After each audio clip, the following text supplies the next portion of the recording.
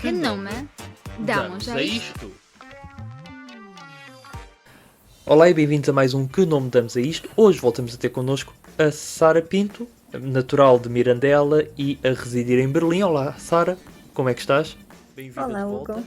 Estou bem, obrigada. Sara, como migrante e como votante pelo Círculo da Europa, há aqui sempre aquela questão se o nosso voto vale assim tanto em comparação a outros. Isto porque saíram dados de que a maioria dos jovens em Portugal tem uma visão política diferente das pessoas mais velhas e que as opções de voto também são diferentes das pessoas mais idosas, e ao mesmo tempo é essa a geração mais jovem que acaba por sair do país e que, por sua vez, essa porção da população vai para um círculo eleitoral com um número de eleitores muito elevado. Estamos a falar de mais de 900 mil eleitores só pelo Círculo da Europa, e que é equivalente a apenas 2 deputados. Enquanto em, por exemplo, Setúbal, estamos a falar de 700 e poucos mil habitantes e que tem direito, se não me falha a memória, 18 deputados. Os círculos eleitorais deveriam mudar de vez. É que é algo que nós não estamos a ver nos debates eleitorais. Tu sentes que o teu voto, estando a residir na Alemanha, conta? Aliás, eu acho que o meu voto nunca contou e é muito triste disto acontecer em Portugal numa democracia. Eu sou muito crítica deste sistema por círculos eleitorais, porque eu sou de Mirandela e no círculo eleitoral de Bragança também acho que o meu voto é desperdiçado. E eu acho que termos em Portugal milhares de votos, acho que eram 600 mil ou um bocadinho mais, acho que um artigo do Expresso referia que era 1 em cada 7 votos que eram desperdiçados, e eu acho que isto em democracia é grave, porque acho que é por isso que se calhar a abstenção é muito elevada, porque se calhar as pessoas não têm a motivação para ir às urnas porque não sentem que o seu voto vai fazer a diferença. E no meu caso não tinha em Trás-os-Montes, ou seja, não tinha essa percepção em que o meu voto fizesse a diferença no círculo eleitoral de Bragança, e não tenho agora na Europa. Mas qual é a solução? Eu não posso, antes das eleições, mudar a morada para ter mais poder de voto. E eu acho isso muito triste que um cidadão em Lisboa tenha mais poder de voto do que eu. Eu acho que devíamos ser todos iguais. Sim, de facto, os círculos eleitorais acabam por condicionar um pouco todo este processo. Mas no litoral há cada vez mais pessoas a irem viver para o litoral, e a tendência acaba, mesmo que houvesse uma reforma ou um ajuste nos cadernos eleitorais, iríamos acabar por ver um aumento da representação do litoral para com o interior. E um dos grandes debates que tem havido na sociedade portuguesa, e que parece uma das obras, assim, uma obra faraónica, mas que nunca acontece, aquilo que nós chamamos das obras de Santa Engrácia, tem a ver com a ferrovia. Tu, cada vez que vais a Portugal e queres ir a Mirandela, como é que tu vais de Berlim para Mirandela? Eu gostava de ir de comboio, gostava muito. Mas eu, desde que me mudei para a Alemanha em 2019, eu só entrei no avião para ir para Portugal, para casa, porque não há outra opção, eu não tenho outra opção. Enquanto que aqui na Europa já viajei muito, entre vários países europeus, e vou de comboio. E eu acho que em Portugal o facto de a população estar centrada no litoral não pode ser desculpa para não haver investimento no interior. Eu acho que deve haver, até porque, se formos a ver, Bragança é a cidade portuguesa que está mais perto da linha de alta velocidade, e são cerca de 30, 40 km, mas que neste momento demoram 1 hora de carro a fazer. Ou seja, também é impossível eu ir de comboio até a Espanha e depois ter alguém que me vá buscar de carro. Isso também é impossível. Recentemente António Costa anunciou a linha de alta velocidade em Portugal, mas só falou em cidades do litoral. E eu gostava muito que houvesse um governo que realmente investisse na ferrovia em Portugal, e eu gostava muito que a ferrovia ligasse as cidades transmontanas com o litoral português, mas também com a Europa, porque isso era também uma forma de não isolar Trás-os-Montes. Neste momento, Trás-os-Montes, em termos de serviços,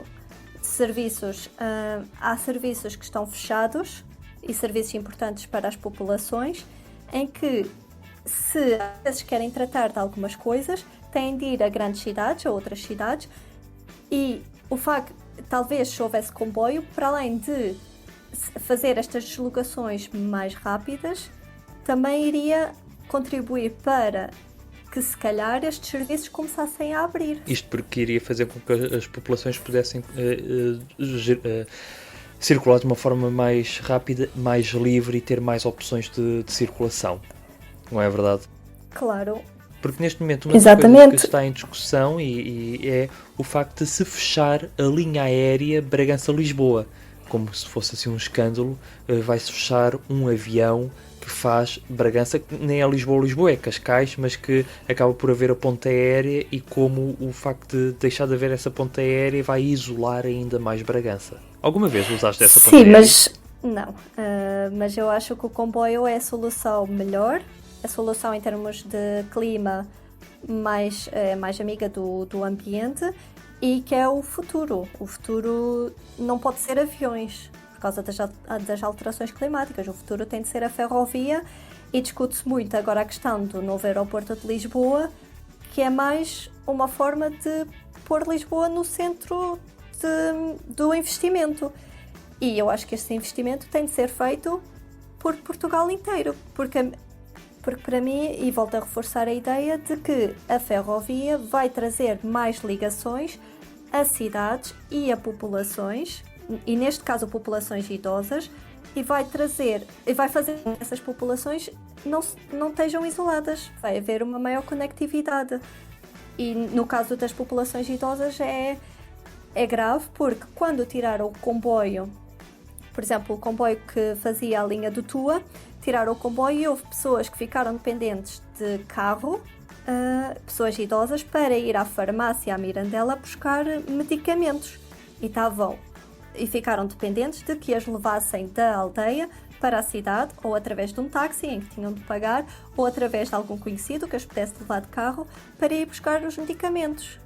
E eu acho isto grave. Sim, de facto, acabam por ser medidas públicas que não são pensadas para as pessoas. Acaba por ser uma questão de uma empresa privada fazer uma gestão basicamente privada do seu futuro, e sem aquela visão como uma política pública que tem de servir as pessoas. Eu, como geógrafo, sou licenciado em ordenamento do território, a primeira coisa que um dos meus professores dizia é: nós planeamos para as pessoas, servir as pessoas, tudo para as pessoas, e qualquer impacto que nós fazemos no território, seja ele ambiental, seja ele a nível de transportes, cortar transportes ou acrescentar transportes, vai ter impactos tanto positivos como negativos na vida dessas pessoas. Contudo, só mesmo para terminar, porque já a nossa conversa já vai longa, toda esta conversa da ferrovia é também uma das principais conversas que tem havido no Parlamento Europeu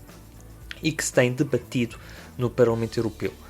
Vamos entrar em eleições europeias no ano de 2024 e aquilo que eu gostava de saber é, na tua opinião, duas coisas. Em primeiro lugar, como é que são vistas as eleições europeias na Alemanha? Porque em Portugal as eleições europeias é uma coisa tão distante que haver eleições ou não haver vai dar ao mesmo. Apenas sabemos que os partidos andam a distribuir beijinhos e canetas e bonés, e há mais uns jornalistas nas ruas, umas arruadas e uma rota da carne assada. Mas como é que são vistas as eleições para o Parlamento Europeu na Alemanha, e qual é para ti o principal desafio destas eleições? A opinião que tenho sobre como é que são vistas as eleições aqui na Alemanha ou em Portugal é um bocado igual, no sentido de eu estou rodeada de jovens e então é a opinião deles que eu também conheço. Eu acho que os jovens aqui na Alemanha sabem o que é, sabem para que servem as eleições, e eu acho que a nível europeu a comunicação neste momento é muito focada também nos jovens. E eu acho que em Portugal é um pouco, não diria a mesma coisa, mas é semelhante. Ou seja, os jovens neste momento já fizeram Erasmus, já fizeram voluntariado europeu e sabem o que é que a Europa faz e porque é que a Europa é importante e porque é que é importante votar nas eleições europeias. E eu acho que a União Europeia não está a chegar às populações mais, não diria mais idosas, mas as populações mais velhas que não sejam só os jovens, porque eu acho que a comunicação tem sido muito direcionada para os jovens. E eu acho que a União Europeia faz um trabalho, por exemplo, a Comissão Europeia tem o Centro de Visitantes, onde eu fiz o meu estágio Blue Book, e sei que eles recebem as pessoas lá e também vão às escolas e fazem muito esse trabalho de divulgação do o que é que a Europa faz por mim e tentam passar essa mensagem às pessoas, é um trabalho excelente.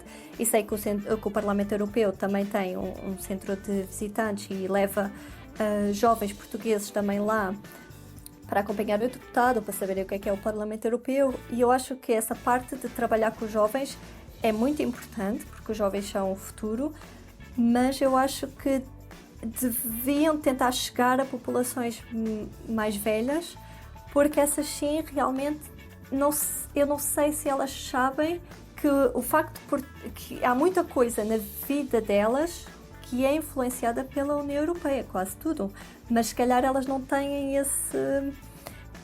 não sabem verdadeiramente o que é que a Europa está a influenciar a sua vida. Sim, de facto, ainda há um grande gap entre qual é o impacto das políticas da União Europeia na vida do dia-a-dia de cada um dos países, mas eu aconselho todas as pessoas que nos estejam a ouvir que todas estas dúvidas possam contactar o Europe Direct do Algarve, que estarão sempre dispostos a poder ajudar e a integrar todos os jovens, e não só, nas diversas atividades sobre o que é o Parlamento Europeu, o que é a Comissão Europeia, como é que funciona e todas as oportunidades que possam ter também para poderem fazer estágios ou Erasmus. Sara, uma vez mais, muito obrigado por teres estado aqui connosco neste programa. A todos vós que nos estão a ouvir, por favor, coloquem um like, partilhem nas redes sociais e já sabem, todas as semanas estamos aqui para trazer um pouco da voz